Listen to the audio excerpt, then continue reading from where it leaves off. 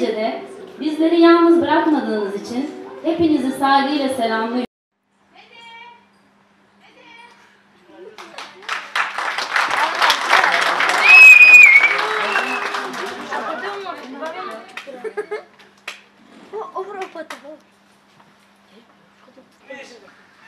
Söyle o yarım çeyreğe.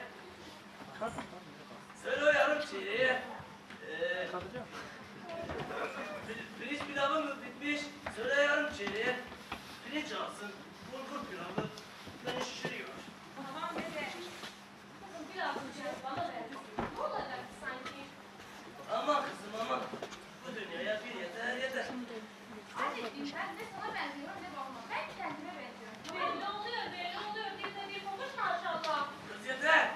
İçimdeki öküz can çekişiyor vallahi. Buyurun karıcığım. Bak, kastalara geldim. Emir ve güreşin hazırım. Kimisinin sırası da Cumali baba veriyor. Yok ya. Durumu ciddi. Duydun mu Cumali? Sakin ol. Heyecanlanma dur bir.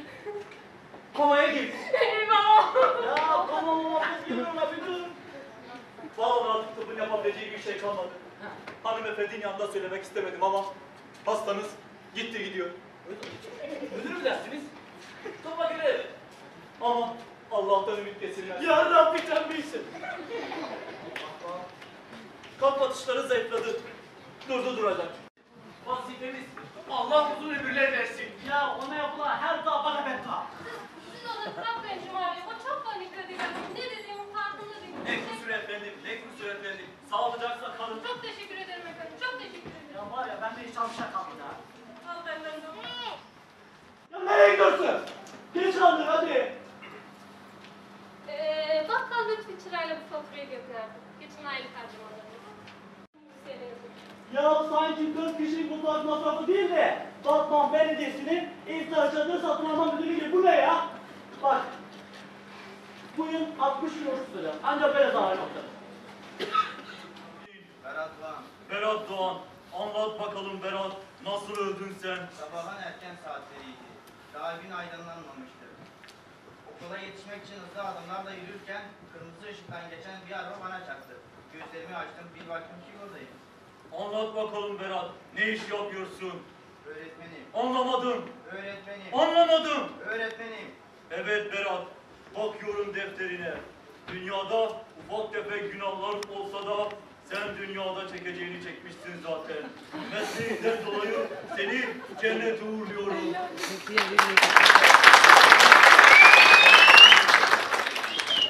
Sıradaki. Ya çok büyük iyilik yapmışsın değil mi? Ulan 25 kuruş vermişsin, 2 lirayı niye geri almışsın? Dedim istesem verir miyim? Tamam, bak burada ne yazıyor? Ne diyor? Şirketinde çalışanlara vitamin hapı diye iştah kesici hap vermişsin. Ya onlar inşallah beni iflamı kesecekti ya da ben onları inşallah kesecektim. Ben de şakası şuna.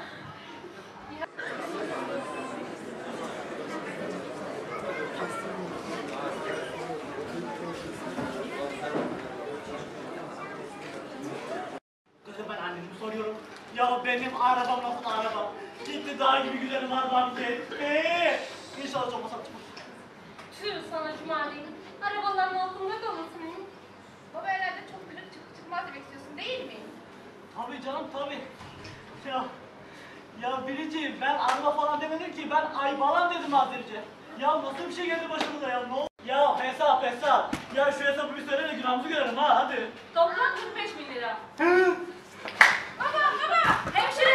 Tamam mı? Hayır, serum. Ya ne serum kardeşim. Ne serum kardeşim ya. Ya ne hemşire. Doktor hanım siz bakmayın babama. Annem için ne gerekiyorsa onu yapın. Lütfen annem iyileşsin. Ha doktor bak gerekiyorsa ben de kan veririm. Ama sonra geri alırım. Bir şey istemiyorum Cumali. Ya Ama ameliyata gidecek olan doktorların ücretini ödemek zorundasınız. Yani bir ameliyat ekibi var. 20 binin üzerine o parayı da ekleyeceksin.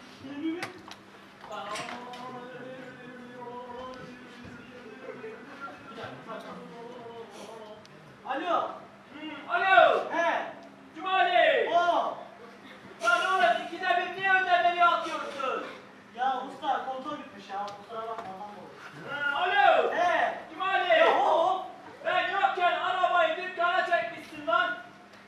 ya. Çekiciye seni adres vermiştim de. Onlar getirmiş. Ya usta çok büyük kaza yaptık ya. Vaskasını ölüyordum ha. Keşke geberseydin lan! Lan oğlum! Sen niye borcunu ödemiyorsun? Her defasında gelecek hafta diyorsun ama o gelecek hafta bir türlü gelip gelmiyor. Ya usta ben şu an senden çıkayım. Söz hepsini vereceğim ya. Usta. Ya şimdi hani bana bir iyilik yap da benim biricim eskemeyiz ha. Heh. Oğlum Cumali, sürük gibi adamsın. Lan kanımı emmetten yorulmadın mı? Estağfurullah usta ne demek görevimiz. Ya usta ya şu çocuklara söyle de benim şoför koltuğunu yere taksınlar ha. İskemleli araba kullanmak zor olur.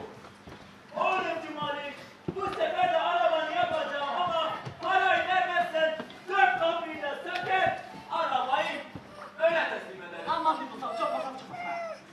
Bakacağız, bakacağız. Sağ olasın usta senin gözünün çapağını yedim. Büyük ustam, baba ustam, kardeş ustam.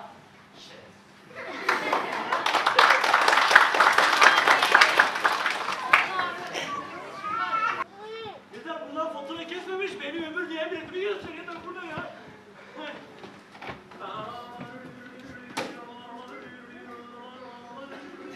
Alo. Alo, Oo. Cumali, Ya ne var ha? duyuyor mu beni? Evet. Cumali, senin arabana şöyle ayrıntılı baktım. Ha.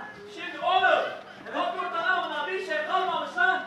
Çok kötü uzadım ya. Hem de çok kötü. Masrafın çok olur. Benden demesi. Kaça mal olur usta? 20.000 liranı alırım. Önceki borcu da 5.000 vardı. Etti mi 25.000? Tamam mı Cumali? Ya tamam kapat kapat. Kapat çok yapma. Kapat.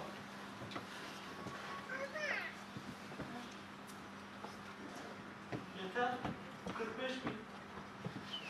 Araba 25.000. Yeter. Araba. Arabalı araba. Yeterli araba. Araba. Aç kollarınıza bana bir ben geliyorum.